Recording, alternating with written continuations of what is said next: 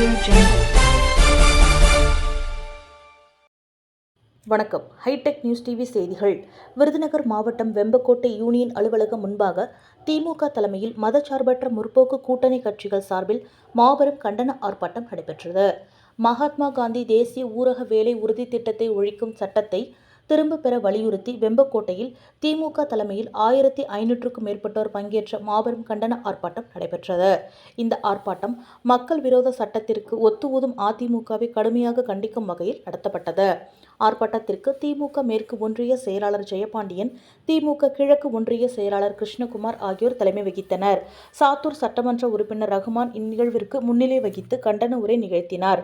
ஆர்ப்பாட்டத்தில் பேசிய தலைவர்கள், கிராமப்புற ஏழைகள், விவசாய தொழிலாளர்கள், பெண்கள் உள்ளிட்ட கோடிக்கணக்கான மக்களின் வாழ்வாதாரமாக விளங்கும் மகாத்மா காந்தி தேசிய ஊரக வேலை உறுதி திட்டத்தை ஒழிக்கும் முயற்சிகள் மக்களுக்கு விரோதமானவை என்றும், சமூக நீதிக்கும் அரசியல் அமைப்பு சிந்தனைகளுக்கும் எதிரானவை என்றும் கடுமையாக சாடினார். மேலும் ஒன்றிய பாஜக அரசு கொண்டு வரும் மக்கள் விரோத சட்டங்களுக்கு எதிராக குரல் கொடுக்க வேண்டிய அதிமுக அதற்கு ஒத்து ஊதும் வகையில் செயல்படுவது தமிழ்நாட்டு மக்களுக்கு செய்யும் துரோகம் என்றும், இது மாநில உரிமைகளையும் ஏழை மக்களின் வாழ்வாதாரத்தையும் பறிக்கும் செயல் என்றும் குற்றம் சாட்டினார்.